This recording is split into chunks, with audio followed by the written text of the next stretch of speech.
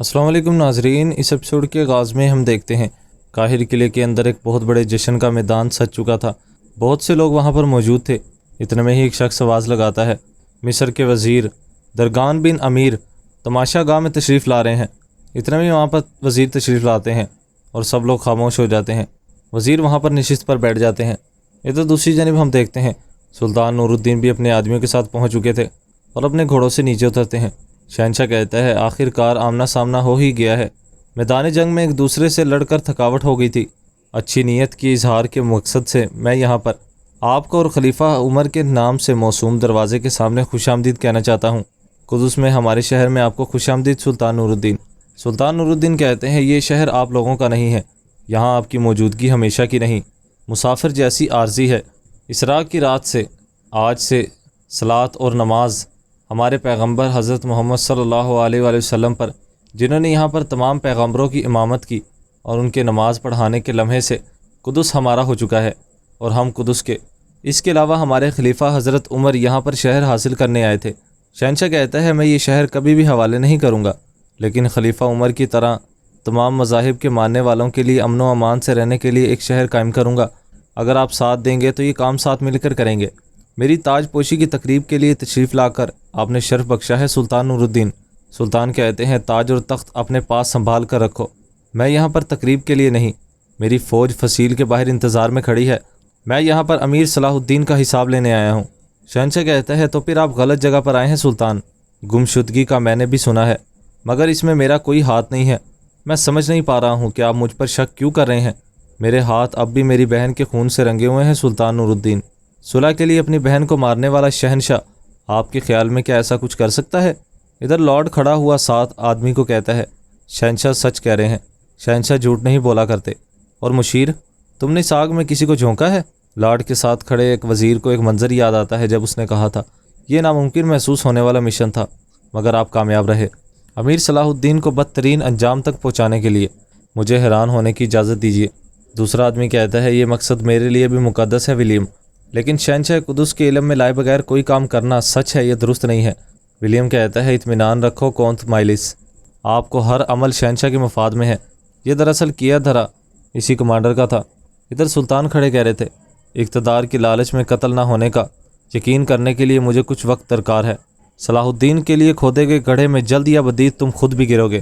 دعا کرو کہ میں اس سب میں تمہارا کوئی ہاتھ نہ ہو۔ شہنشاہ کہتا ہے، دعا ہے کہ صلاح الدین جلد مل جائے۔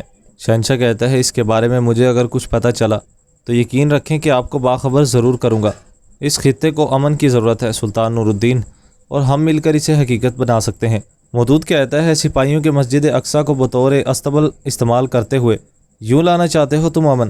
سلطان کہتے ہیں، امیر مودود کی بات درست ہے، اپنے لیے اپنے مقاصد کے حصول کے لیے حضرت عمر کو اپنا رہبر بنائیں۔ خلیفہ نے بھی ابھی کچھ ہی دیر میں جس کلیسا یعنی کہ چرچ میں تم اپنا خونی تخت نصب کرو گے وہاں پر نماز پڑھنا چاہیے، تو فرمایا، اگر میں نے یہاں پر نماز پڑھی تو مسلمان اس جگہ کو مسجد بنا لیں گے، اور ایسا کرنا معاہدے کے خلاف ہوگا، لیکن آپ لوگ نہ معاہدہ تسلیم کرتے ہیں اور نہ ہی وعدہ۔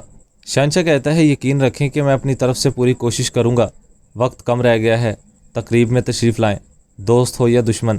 شہنشاہ و سلطان اطمینان کے ساتھ قدس کی گلیوں میں گھوم پھر سکیں۔ سلطان کہتے ہیں، کچھ ہی دیر میں جو تاج تم سر پر رکھنے والے ہو، 65 سال قبل عوام کو قتل کر کے قدس پر قبضہ جمانے والے گاڈفری کا تاج ہے۔ وہ مقصد تلوار اس کی تلوار ہے، میرے 2 ٹکڑے کر دیے جائیں تو بھی میں اس تقریب کا حصہ نہیں بنوں گا۔ سلطان نور الدین ان مظلوموں کا انتقام لے کر قدس کی گلیوں میں فخر کے ساتھ گھومے گا، یعنی کہ تاج و تخت پر فخر مت کرو امارلک، کیونکہ وہ تاج تمہارے سر پر زیادہ دیر برقرار نہیں رہے گا۔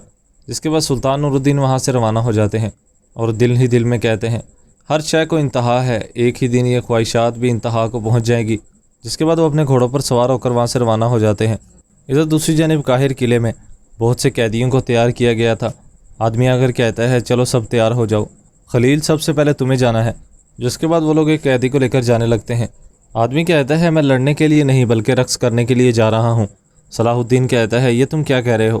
خلیل کہتا ہے، ہاں، یہ قوم مجھے لڑنے نہیں دے گی، لڑائی سے پہلے مجھ سے رقص کروائیں گے۔ صلاح الدین کہتا ہے، کیسا رقص؟ خلیل کہتا ہے، اپنے وطن کا رقص۔ دراصل اس موسیقی میں اکیلے رقص نہیں کیا جاتا ہے، عورت کی ضرورت ہوتی ہے۔ جس کے بعد وہ لوگ خلیل کو باہر نکالتے ہیں۔ آدمی کہتا ہے تم لوگ بھی تیار رہو، آگے تمہاری باری آئے گی، شاباش۔ ادھر دوسری جانب ہم دیکھتے ہیں ایک سردار کہہ رہے تھے قاضی فاضل کی طرف سے ابھی تک کوئی خبر نہیں آئی ہے، امید ہے کہ درغام کو قائل کر کے اپنا منصب بھی حاصل کر لیا ہوگا، ورنہ اب تک وہ مر چکا ہوگا۔ شیرکو کہتا ہے اللہ تعالیٰ حفاظت فرمائے، اب ان کی بھیجی گئی معلومات کے مطابق ہم قاہرہ میں گھسنے کا فیصلہ کریں گے۔ سردار کہتا ہے ایک طرف ہو جاؤ تم۔ اتنے میں ہی کاراتیگن آتا ہے اور کہتا ہے دھیان سے سوچو کمانڈر، کاراتیگن کے بغیر کوئی فیصلہ نہیں کیا جا سکتا ہے۔ شیرکو کہتا ہے تم یہاں پر کیا کرے ہو؟ کاراتیگن کہتا ہے مکے کے بغیر کوئی بھی منظر نامکمل ہے، اسی لیے میں آیا ہوں۔ سردار پوچھتا ہے تم کون ہو آدمی؟ اندر آنے کی جرت کیسے ہوئی؟ بڑبڑانا بند کرو۔ کاراتیگن کہتا ہے گرے ہوئے وزیر چپ رہو، تمہیں تمہارا تخت واپس دلانے کے لیے میں اتنا طویل سفر طے کر کے آیا ہوں، سارے جسم میں درد ہو رہا ہے اور تم میرے لیے درد سر نہ بنو۔ کیا ہے اس طرح کیوں دیکھ رہے ہو مجھے؟ کیا تم نے مجھے پہچانا نہیں ہے؟ تمہیں سیاہ نظر آ رہا ہے؟ یہ میں ہوں کاراتیگن۔ سردار سن کر کافی حیران ہوتا ہے۔ کاراتیگن کہتے ہیں بورو قبیلے کا سردار، آخری ملاقات ہوئی، کافی وقت بیت گیا ہے سرداران۔ کاراتیگن دوسرے کے پاس آ کر کہتا ہے او یارو کی، تمہارے خیال سے صرف تم ہی تمغے حاصل کرتے ہو؟ جب تم نے حلب کے پہاڑوں میں گھڑ سواری کی تھی تو تمہارے خیال سے میں نے گھوڑوں کی نالیں اکٹھی کی، میں سردار زیادہ تھا، سردار بن گیا۔ شیرکو کہتا ہے تم یہاں پر بلا وجہ نہیں آئے ہو، کون سی خبر تمہیں لے کر آئی ہے؟ اس ایپیسوڈ کا اختتام یہیں پر ہو جاتا ہے۔ ایپیسوڈ پسند ہے تو ویڈیو کو لائک کر کے چینل کو سبسکرائب کر دے۔ انشاءاللہ نیکسٹ ویڈیو میں ملاقات ہوگی۔ اگر کوئی آپ کا سوال ہے تو کمنٹ باکس میں اپنی قیمتی رائے سے ضرور آگاہ کیجیے گا۔ ملاقات ہوگی نیکسٹ ویڈیو میں، تب تک کے لیے خیال رکھیں، اللہ حافظ۔